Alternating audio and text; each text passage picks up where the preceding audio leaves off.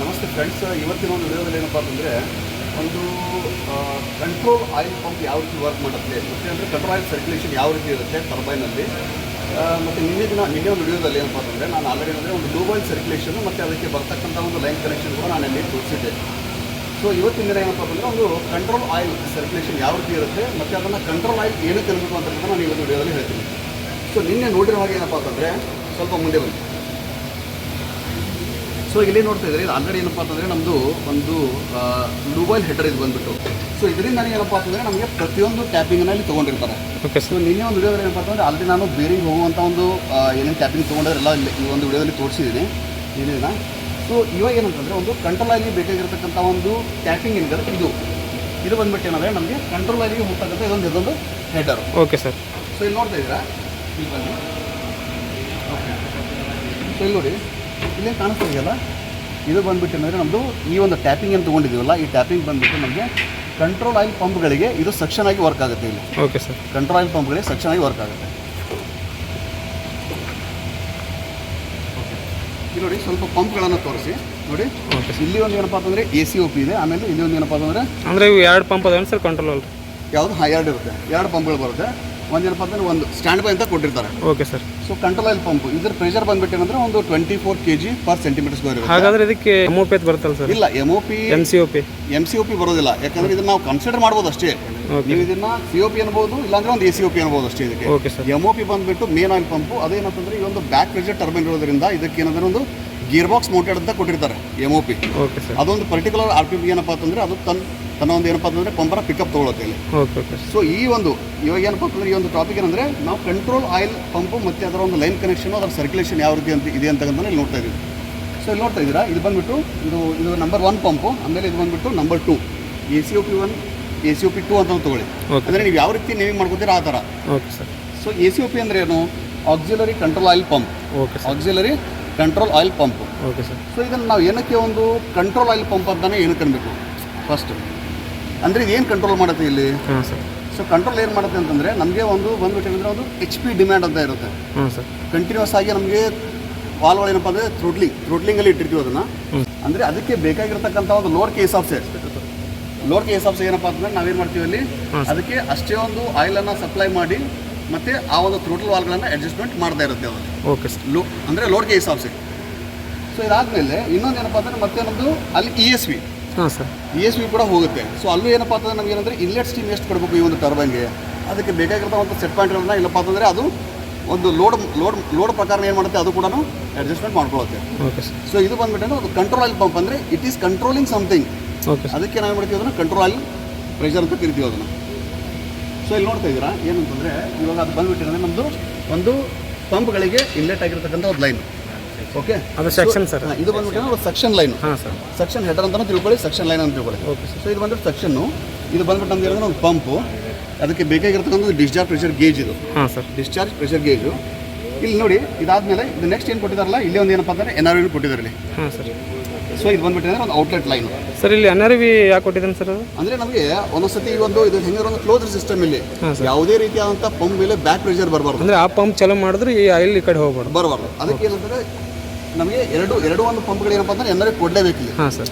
So ಒಂದೇ pump ಚಾಲು ಮಾಡೋದು ಕೂಡ ಇನ್ನೊಂದರ ಮೇಲೆ ಲೋಡ್ ಆಗ್ಬಿಡೋ ಅಂತ ಕೊಟ್ಟಿದ್ದಾರೆ. ರಿವರ್ಸ್ ಡೈರೆಕ್ಷನ್ ತಿರುಗೋದಾಗಲಿ ಏನೋ ಒಂದು ಪ್ರಾಬ್ಲಮ್ ಆಗೋದಲ್ಲಿ ಬರ್ತಾ ಇರುತ್ತೆ. ಸೊ ಆ ಪ್ರಾಬ್ಲಮನ್ನು ಅವಾಯ್ಡ್ ಮಾಡೋದಕ್ಕೆ ಅಂದರೆ ಒಂದು ಯೂಶಲಿ ಏನಂತಂದರೆ ಪಂಪ್ ಔಟ್ಲೆಟ್ ಯಾವಾಗಲೂ ಏನಂದ್ರೆ ಒಂದು NRV ಕೊಡಲೇಬೇಕು. Okay sir. ಸೊ ಅಲ್ಲೊಂದು NRV ಕೊಟ್ಟಿದ್ದಾರೆ. ಇದು ಬಂದ್ಬಿಟ್ಟಿದ್ರೆ ನಮ್ಮದೊಂದು ನೋಡಿ ಇನ್ನೊಂದು ಏನಂತಂದರೆ ಇಲ್ಲಿ ಒಂದು ಏನಪ್ಪ ಅಂದರೆ ಒಂದು ರಿಲೀಫ್ ವಾಲ್ ಕೊಟ್ಟಿದ್ದಾರೆ. ಹಾಂ ಸರ್. ಈ ಒಂದು ಪಂಪ್ ಔಟ್ಲೆಟ್ಗೆ ಒಂದು ರಿಲೀಫ್ ವಾಲ್ ಅಂತ ತಗೊಂಡಿದ್ದಾನೆ. ನಮ್ಗೆ ಇಂತಿಷ್ಟೇ ಪ್ರೆಷರ್ ನಮ್ಮ ಅಡ್ಜಸ್ಟ್ ಮಾಡೋ ಸಂಬಂಧ ರಿಲೀಫ್ ಕೊಟ್ಟಾನೆ ಸರ್. ಹಾಂ, ರಿಲೀಫ್ ವಾಲ್ ಅಂದರೆ ಒಂದು ನಮಗೆ ಎಕ್ಸೆಸ್ ಆಗಿರ್ತಕ್ಕಂಥ ಪ್ರೆಷರ್ನ ರಿಲೀಫ್ ಮಾಡೋಕೆ. Okay okay. ಈ ಲೈನ್ ಮೇಲ್ಗಡೆ ಏನಂದರೆ ಪ್ರೆಷರ್ ಆಗಬಾರ್ದು ಯಾವಾಗಲೂ. Okay sir. ಸೊ ನಮಗೆ ಆಪರೇಟಿಂಗಲ್ಲಿ ಏನು ಬೇಕು ಪ್ರೆಷರು ಅದನ್ನು ಮೇಂಟೈನ್ ಆಗಿ ಎಕ್ಸೆಸ್ ಏನಾದರೂ ಪ್ರೆಷರ್ ಬಿಲ್ಡಪ್ ಆಗ್ತಿದ್ರೆ ಆ ಪ್ರೆಷರ್ನ ರಿಲೀಫ್ ಮಾಡೋಕೆ ಆಲ್ರೆಡಿ ಸೆಟ್ಟಿಂಗ್ ಮಾಡ್ಕೊಂಡು ಇಟ್ಕೊಂಡಿರ್ತಾರೆ. ಅದು ಮತ್ತೆ ಎಲ್ಲಿ ಹೋಗುತ್ತೆ ನಮಗೆ? ಆಯಿಲ್ ಟ್ಯಾಂಕ್ ಹೋಗುತ್ತೆ. ಆಯಿಲ್ ಟ್ಯಾಂಕಿ MOT ಟ್ಯಾಂಕಿ ಮತ್ತೆ ರಿಲೀಸ್ ಆಗುತ್ತೆ. Okay sir. ಸೊ ಇದು ಬಂದ್ಬಿಟ್ಟಿದ್ರೆ ನಮ್ಮದೊಂದು ಡಿಸ್ಚಾರ್ಜ್ ಲೈನ್ ಇದು. ಹಾಂ ಸರ್. ಇಲ್ಲಿ ನೋಡ್ತಾ ಇದ್ದೀರಾ. ಸೊ ಇದು ಡಿಸ್ಚಾರ್ಜ್ ಲೈನ್ ಬಂದ್ಬಿಟ್ಟಿವಿ ಅಂದರೆ ನೆಕ್ಸ್ಟು ನಮಗೆ ಇಲ್ಲಿ ಕಂಟ್ರೋಲ್ ಆಯಿಲ್ ಫಿಲ್ಟರ್ ಅಂತ ಮಾಡ್ತೀವಿ. ಹಾಂ ಸರ್. ಈ ಕಂಟ್ರೋಲ್ ಆಯಿಲ್ ಫಿಲ್ಟರ್ ಏನು ಮಾಡುತ್ತೆ ನಮಗೆ ಈ ಒಂದು ನಮಗೆ ಆ್ಯಕ್ಚುವೇಟರ್ಗೆ ಮತ್ತು ESV ಬೇಕಾಗಿರ್ತಕ್ಕಂಥ ಒಂದು ಏನಂದರೆ ಒಂದು ಫೈನ್ ಒಂದು ತುಂಬಾ ಒಂದು ಕ್ರಿಟಿಕಲ್ ಇರುತ್ತೆ ಎಕ್ವಿಪ್ಮೆಂಟ್ ಎಲ್ಲ. ಹಾಂ ಸರ್. ಸೊ ಅಲ್ಲಿ ಏನಪ್ಪ ಅಂತಂದರೆ ಒಂದು ಫಿಲ್ಟರ್ ಮಾಡಿಬಿಟ್ಟು ಕಳಿಸ್ಬೇಕು ಅದನ್ನ ಆಯಿಲ್ನ. ಹಾಂ ಸರ್. ಸೊ ಇದೇನಂದ್ರೆ ಆಲ್ಮೋಸ್ಟ್ 10 ಮೈಕ್ರಾನ್ ಮೆಶ್ ಯೂಸಲ್ಲಿ ಯೂಸ್ ಮಾಡ್ಕೊಂಡಿರ್ತೀವಿ. Okay sir. ಇದು ಬಂದ್ಬಿಟ್ಟು ಅದಕ್ಕೆ ಇನ್ಲೆಟ್ ಆಗುತ್ತೆ. ಹಾಂ ಸರ್. ಇದರಿಂದ ಇದು ಔಟ್ಲೆಟ್ಟು. ಹಾಂ ಸರ್. ಸೊ ಇಲ್ಲಿ ನೋಡ್ತಾ ಇದ್ದೀರಿ ಬಂದ್ಬಿಟ್ಟು. ಓಕೆ, ಸೊ ಇಲ್ಲಿ ಆಲ್ಮೋಸ್ಟ್ ಏನಂದರೆ ಟರ್ಬೈನಲ್ಲಿ ಒಂದು ರಿಲೀಫ್ ಆಲ್ರೆಡಿ ಜಾಸ್ತಿ ಕೂರಿಸಿರ್ತಾರೆ, ಯಾಕಂದರೆ ಇದೊಂದು ಕ್ಲೋಸರ್ ಸಿಸ್ಟಮ್. ಹಾಂ ಸರ್. ಇಲ್ಲಿ ಯಾವುದೇ ರೀತಿಯಾದಂಥ ಒಂದು ಸೆಪರೇಟಾಗಿ ಆಯಿಲ್ ಟ್ಯಾಂಕ್ ಇರೋದಿಲ್ಲ ಇಲ್ಲಿ. ಸೊ ಬೇಸ್ಮೆಂಟಲ್ಲಿ ಇದೊಂದು ಆಯಿಲ್ ಟ್ಯಾಂಕ್ ಕೊಟ್ಟಿರೋದ್ರಿಂದ ಆಯಿಲ್ ಅಲ್ಲೇ ಏನಪ್ಪ ಅಂತಂದರೆ ಒಂದು ರಿಲೀಫ್ ಆಗ್ತಾ ಇರಬೇಕು. ಹಾಂ ಸರ್. ಅಂದರೆ ಯಾವುದೇ ರೀತಿಯಂಥ ಪ್ರೆಷರ್ ಬಿಲ್ಡಪ್ ಆಗಬಾರ್ದು ಇಲ್ಲೇ ಇದನ್ನು. ಹಾಂ ಸರ್. ಸೊ ಇದಾದಮೇಲೆ ಇಲ್ಲಿ ಒಂದು ಫೈನಲ್ ಆಗಿ ಏನಪ್ಪ ಅಂದರೆ ಇಲ್ಲಿ ಒಂದು ಕೂಡ ಏನಪ್ಪ ಅಂದ್ರೆ ನಮಗೊಂದು ಏನಾದ್ರು ಕೊಟ್ಟಿರ್ತಾರೆ. ಸೊ ಇದೇನಿದೆಯಲ್ಲ ಇದು ಬಂದ್ಬಿಟ್ಟು ಅಂದರೆ ನಮಗೆ ಒಂದು ಅಕ್ಯುಮುಲೇಟರ್. ಹಾಂ ಸರ್. ಸೊ ಆಲ್ರೆಡಿ ನಾನು ಅಂದರೆ ಒಂದು ಪ್ರೀವಿಯಸ್ ವಿಡಿಯೋಗಳಲ್ಲಿ ಈ ಒಂದು ಅಕ್ಯುಮುಲೇಟರ್ ಯಾವ ರೀತಿ ವರ್ಕ್ ಆಗುತ್ತೆ, ಇದ್ರ ಪ್ರೆಷರ್ ಯಾವ ರೀತಿ ಚೆಕ್ ಮಾಡಬೇಕು ಅನ್ನೋದು ನಾನು ಹೇಳಿದ್ದೀನಿ. ಹಾಂ ಸರ್. ಸೊ ಏನಂದರೆ ಬೇಸಿಕಲಿ ಏನಂತಾರೆ ಯಾವುದೇ ರೀತಿಯಾದಂಥ ಒಂದು ಪ್ರೆಷರ್ ಸ್ವಲ್ಪ ಕಡಿಮೆ ಆದರೆ ಲೈನಲ್ಲಿ ಈ ಒಂದು ಅಕ್ಯುಮುಲೇಟರ್ ಏನು ಮಾಡುತ್ತೆ, ತನ್ನ ಒಂದು ಒಳಗಡೆ ಏನು ಇದಿರುತ್ತಲ್ಲ ಅದರಿಂದ ಏನಪ್ಪ ಅಂದ್ರೆ ನಮಗೆ ಪ್ರೆಷರ್ ರಿಟೈನ್ ಮಾಡುತ್ತೆ, ಅಂದರೆ ಉಳಿಸ್ಕೊಳ್ಳುತ್ತೆ. ಆ ಇದರಲ್ಲಿ ಪಂಪ್ ಚೇಂಜರ್ ಮಾಡೋ ಟೈಮ್ದಾಗೂ ಇದು ಆಗುತ್ತೆ ಸರ್. ಅಂದರೆ ಸ್ವಲ್ಪ ಕಡಿಮೆ ಆದರೆ ಪ್ರೆಷರ್ ಇಮಿಡಿಯೇಟ್ ಆಗಿ ಅದು ಪುಷ್ ಮಾಡಿಕೊಡುತ್ತೆ. ಹಾಂ ಸರ್. ಸೊ ಇಲ್ಲಿ ನೋಡ್ತಾ ಇದ್ದೀರಾ, ಇದು ಬಂದ್ಬಿಟ್ಟು ಈ ಲೈನು. ಹಾಂ ಸರ್. ಓಕೆ, ಸೊ ಇಲ್ಲಿ ಬಂದಿದೆಯಲ್ಲ, ಇದಾದ್ಮೇಲೆ ಇದು ಮೇನ್ ಏನು ಪಾಯಿಂಟ್ ಅಂತಂದರೆ ಇಲ್ಲಿ ನೋಡ್ತಾ ಇದ್ದೀರಾ, ಈ ಒಂದು ಕಂಟ್ರೋಲ್ ಆಯಿಲ್ಗೆ ಇನ್ನೊಂದು ಒಂದು ಟ್ರಿಪ್ ಅಸೆಂಬ್ಲಿ ಒಂದು ಇದು ಕೊಟ್ಟಿದ್ದಾರೆ. ಹಾಂ ಸರ್. ಒಂದು ಮಿಡಲಲ್ಲಿ. ಹಾಂ ಸರ್. ಸೊ ಇದೊಂದು LP ಟ್ರಿಪ್ ಅಂತ ಕರಿತೀವಿ, ಅಂದರೆ ಲೋ ಪ್ರೆಷರ್ ಟ್ರಿಪ್ ಅಂತ ಕರಿತೀವಿ ಇದನ್ನು. ಹಾಂ ಸರ್. ಸೊ ಈ ಅಸೆಂಬ್ಲಿಯಲ್ಲಿ ಏನು ಬರುತ್ತೆ ಅಂತಂದರೆ ನಾವು ಟರ್ಬೈನ್ನ ರೋಲಿಂಗ್ ಕೊಡಬೇಕಾದ್ರೆ ಓಕೆ ಸರ್ ಇದನ್ನು ಕೂಡ ನಾವೇನಂದ್ರೆ ರೀಸೆಟ್ ಮಾಡಬೇಕಾಗುತ್ತೆ ಇಲ್ಲಿ. ಹಾಂ ಸರ್. ಯಾಕಂದರೆ ಇದನ್ನು ರೀಸೆಟ್ ಮಾಡದೇ ಇದ್ದರೆ ನಮಗೆ ESV ಏನಪ್ಪ ಅಂದರೆ ಆಯಿಲ್ ಸರ್ಕ್ಯುಲೇಷನ್ ಆಗೋದಿಲ್ಲ ಇಲ್ಲಿ. Okay sir. ಸೊ ಇದು LP ಟ್ರಿಪ್ ಮಾಡಿದ ಮೇಲೆ ಏನಪ್ಪ ಅಂದರೆ ನಮಗೆ ESVಗೆ ಆಯಿಲ್ ಸರ್ಕ್ಯುಲೇಷನ್ ಆಗುತ್ತೆ. Okay sir.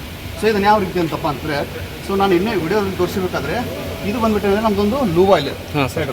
ಸೊ ಇದಕ್ಕೆ ಬರ್ತಕ್ಕಂಥ ಒಂದು ಲೈನ್ ಇದೆಯಲ್ಲ, ಇದೊಂದು ಲೂವ್ ಆಯಿಲ್, ಇಲ್ಲಿವರೆಗೂ ಇದು ಹೋಲ್ಡ್ ಇರುತ್ತೆ ಪ್ರೆಷರು. ಓಕೆ. ಅದಾದಮೇಲೆ ನೋಡಿ ನಾವು ACOP ಸ್ಟಾರ್ಟ್ ಮಾಡಿದಾಗ ಅದರ ಪ್ರೆಷರ್ ಕೂಡ ಇಲ್ಲಿ ಹೋಲ್ಡ್ ಇರುತ್ತೆ. Okay so sir. ಇಲ್ಲಿ ಕಂಟ್ರೋಲ್ ಆಯಿಲ್, ಇಲ್ಲಿ ಲೂವ್ ಆಯಿಲ್. ಹಾಂ ಸರ್. ಸೊ ಏನಾಗುತ್ತೆ, ನಾವು ಇದನ್ನ ಲಿಫ್ಟ್ ಮಾಡಿದಾಗ ಇಲ್ಲಿರ್ತಕ್ಕಂಥ ಆಯಿಲ್ ಪ್ರೆಷರು 24 kg ಇರೋದ್ರಿಂದ ಇಲ್ಲಿ ಇದರ ಮುಖಾಂತರ ಹಾರಿಸ್ಬಿಟ್ಟು ಮತ್ತೆ ಈ ಕಡೆ ಹೋಗುತ್ತೆ. ಹಾಂ ಸರ್. ಸೊ ನೋಡ್ತಾ ಇದ್ದೀರಲ್ಲ. ಹಾಂ ಸರ್. ಅವಾಗ ಏನು ಮಾಡುತ್ತೆ, ಇದು ಕೂಡ ಏನಪ್ಪ ಅಂತಂದರೆ ಇಲ್ಲಿವರೆಗೂ ಏನಪ್ಪ ಅಂದ್ರೆ ಹೋಲ್ಡ್ ಇದ್ದೇ ಇರುತ್ತೆ ಇದು. ಹಾಂ ಸರ್. ಸೊ ಇದೇನಾಗುತ್ತೆ, ಇಲ್ಲಿಂದ ಬಂದ್ಬಿಟ್ಟು ಈ ಲೈನ್ ತೋರಿಸಿದೆ ಫಸ್ಟ್. Okay sir. ಸೊ ಈ ಲೈನ್ ಏನು ಹೋಗ್ತಾ ಇದೆಯಲ್ಲ, ಹಾಂ ಸರ್, ಸ್ಟ್ರೇಟ್ ಅವೇ. ಸೊ ಇದು ಬಂದ್ಬಿಟ್ಟು ಡೈರೆಕ್ಟಾಗಿ ನಮಗೆ ESC ಹೋಗುತ್ತೆ ಸರ್ ಅದು. ಓಕೆ, ಇಲ್ಲಿ ಬಂದಿದೆ ನೋಡಿ, ಹೋಗ್ತಾ ಇದೆ. ಇದು ಬಂದ್ಬಿಟ್ಟು ಏನಂದರೆ ನಮಗೆ ESVಗೆ ಏನಾಗುತ್ತೆ. ಹಾಂ ಸರ್. ಸೊ ಅಂದರೆ ಇದ್ರದ್ದು ಏನು ಒಂದು ನಮಗೆ ಒಂದು ಥ್ರೋಟಲ್ ಏನಿರುತ್ತಲ್ಲ, ಆ ವಾಲ್ವನ್ನು ನಮಗೆ ಲೋವರ್ ಕೇಸ್ ಆಫ್ ಏನಪ್ಪ ಅಂತಂದರೆ ಅದನ್ನು ಕಂಟ್ರೋಲ್ ಮಾಡೋಕ್ಕೆ ಈ ಒಂದು ESV ನಮಗೆ ಅಂದರೆ ಒಂದು 24 kg ಇಲ್ಲಿ ಹೆಲ್ಪ್ ಮಾಡುತ್ತೆ. Okay sir. ಸೊ ಅದಾದಮೇಲೆ ಇಲ್ಲಿ ಏನಾಗಿರುತ್ತಲ್ಲ ಅದೊಂದು ವರ್ಕ್ ಆದಮೇಲೆ ಅದಕ್ಕೆ ಬೇಕಾಗಿರ್ತಕ್ಕಂಥ ಡ್ರೈನ್ ಪೈಪ್ ಕೂಡ ಏನಪ್ಪ ಅಂದರೆ ಕೊಟ್ಟಿರ್ತಾರೆ ESV. ಓಕೆ. ಸೊ ಅದು ಮತ್ತೆ ಎಲ್ಲಿ ಕಲೆಕ್ಟ್ ಆಗುತ್ತೆ, ಡೈರೆಕ್ಟ್ ಟ್ಯಾಂಕಿಗೆ ಹೋಗುತ್ತೆ ಸರ್. ಸೊ ಇದು ಒಂದು. ಇದಾದಮೇಲೆ ಸೊ ನೋಡಿ ಇಲ್ಲಿ ಅದೇ ಒಂದು ಲೈನ್ಗೆ ಈ ಒಂದು LP ಟ್ರಿಪ್ ಆದಮೇಲೆ ಅದೇ ಒಂದು ಲೈನ್ ಏನು ತಗೊಂಡಿದ್ದಾರೆ, ಇಲ್ಲಿ ಒಂದು ಏನಪ್ಪ ಅಂದ್ರೆ ಟ್ಯಾಪಿಂಗ್ ತೊಗೊಂಡಿದ್ದಾರೆ. ಈ ಟ್ಯಾಪಿಂಗ್ ಬಂದ್ಬಿಟ್ಟು ಏನಪ್ಪ ಅಂತಂದರೆ ನಮಗೆ ಆ್ಯಕ್ಚುಯೇಟರ್ಗೆ ಹೋಗುತ್ತೆ. Okay sir. ಅಂದರೆ ಅಲ್ಲಿ ಟೋಟಲ್ ವಾಲ್ ಏನಿರುತ್ತಲ್ಲ, ಹಾಂ ಸರ್, ಅದಕ್ಕೆ ಕಂಟ್ರೋಲ್ ಮಾಡೋಕೆ ಇಲ್ಲಿ ನೋಡಿ. Okay sir. ಇಲ್ಲಿ ನೋಡ್ತಾ ಇದ್ದರೆ ಇದು ಬಂದ್ಬಿಟ್ಟು ಅಂದರೆ ನಮ್ಮದು ಒಂದು ಆ್ಯಕ್ಚುಯೇಟರ್ ಹೋಗಿದೆ ಇಲ್ಲಿ. Okay sir. ಸೊ ಅದಕ್ಕೆ ಅದರದ್ದು ಒಂದು load case of Sen maintain ಆಗುತ್ತೆ ಅಲ್ಲ, ಅದಕ್ಕೆ ಬೇಕಾಗಿರೋದ್ರಿಂದ ಎಷ್ಟು ವಾಲ್ ಓಪನಿಂಗ್ ಬೇಕು, ಯಾವ ಒಂದು ಮಿಡಲ್ ಓಪನಿಂಗ್ ಆಗಬೇಕು ಅಥವಾ ಏನು ಸೆಂಟ್ರಲ್ ಓಪನಿಂಗ್ ಆಗಬೇಕು. ಸೊ ಅದರ ಪ್ರಕಾರ ಏನಂತಂದರೆ ಅದೊಂದು ಕಮ್ಯಾಂಡಿಗೆ ಹೋಗ್ತಾ ಇರುತ್ತೆ. ಸೊ ಅದು ಓಪನ್ ಆದಮೇಲೆ ಅದ್ರ ಓಪನ್ ಮಾಡೋಕ್ಕೆ ಇದೊಂದು ಏನೋ ಆ್ಯಕ್ಚುಯೇಟರ್ ಹೆಲ್ಪ್ ಮಾಡುತ್ತೆ. Okay sir. ಸೊ ಅದಕ್ಕೆ ಬೇಕಾಗಿರ್ತಕ್ಕಂಥ ಒಂದು ಏನು ಆಯಿಲ್ ಪ್ರೆಷರ್ ಬೇಕಾಗಿರುತ್ತೆ ಅದು ನಮ್ಮದು ಕಂಟ್ರೋಲಲ್ಲಿ ಪ್ರೆಷರ್ ಕೊಡ್ತಾ ಇರುತ್ತೆ. Okay sir. ಸೊ ಇದು ಬಂದ್ಬಿಟ್ಟು ಏನಂದರೆ ಅದು ಇನ್ಲೆಟ್ಟು. ಹಾಂ ಸರ್. ಸೊ ಇದು ಬಂದ್ಬಿಟ್ಟು ಅಂದರೆ ಮತ್ತೆ ಇದು ಔಟ್ಲೆಟ್. ರಿಟರ್ನ್ ಟ್ಯಾಂಕಿಗೆ ಹೋಗುತ್ತಲ್ಲ ಸರ್, ಮತ್ತೆ ರಿಟರ್ನ್ ಟ್ಯಾಂಕಿಗೆ ಹೋಗಲೇಬೇಕು. Okay sir. ಇಲ್ಲಿದೆಯಲ್ಲ. ಹಾಂ ಸರ್. ಇಲ್ಲಿ ಯಾವುದೇ ರೀತಿಯಾದಂಥ ಆಯಿಲ್ ವೇಸ್ಟೇಜ್ ಆಗೋದಿಲ್ಲ ಇಲ್ಲಿ. ಹಾಂ ಸರ್. ಸೊ ಇದೆಲ್ಲ ಇದೇನು ಬಂದ್ಬಿಟ್ಟು ಏನಂದರೆ ಒಂದು ನಮಗೆ control oil circulation, control oil system ಅಂತಲೇ ಕರಿಬೋದು. Okay sir. ಸೊ ಯಾವ ರೀತಿ ಒಂದು ಏನಂದರೆ ಟರ್ಬೈನಲ್ಲಿ ಒಂದು ಏನಂದರೆ ಕಂಟ್ರೋಲ್ ಆಯಿಲ್ ಪಂಪು ಮತ್ತು ಅದಕ್ಕೆ ಬೇಕಾಗಿರ್ತಕ್ಕಂಥ ಲೈನ್ ಕನೆಕ್ಷನ್ನು ಮತ್ತು ಯಾವ ರೀತಿ ಮತ್ತೆ ಆಯಿಲ್ ಕೂಡ ಏನಪ್ಪ ಅಂತಂದರೆ ಒಂದು ಎಮೋಟಿ ಟ್ಯಾಂಕಿಗೆ ಡಂಪ್ ಆಗುತ್ತೆ ಅಂತಕ್ಕಂಥ ಇಲ್ಲಿ ನೀವು ತಿಳ್ಕೊಂಡಿದ್ದೀರಿ ಅಂತ ನಾನು ಭಾವಿಸಿದ್ದೀನಿ. ಹಾಂ ಸರ್. ಸೊ ಹೆಚ್ಚಿನ ವಿಡಿಯೋಗಳು ಏನಪ್ಪ ಅಂತಂದರೆ ಮತ್ತಷ್ಟು ವಿಡಿಯೋಗಳನ್ನು ನೋಡ್ತಾ ಇರಿ ಕಂಟಿನ್ಯೂ ಆಗಿ, ಮತ್ತು ಚಾನಲನ್ನು ಸಬ್ಸ್ಕ್ರೈಬ್ ಮಾಡೋದನ್ನು ಮರಿಬೇಡಿ. Okay sir.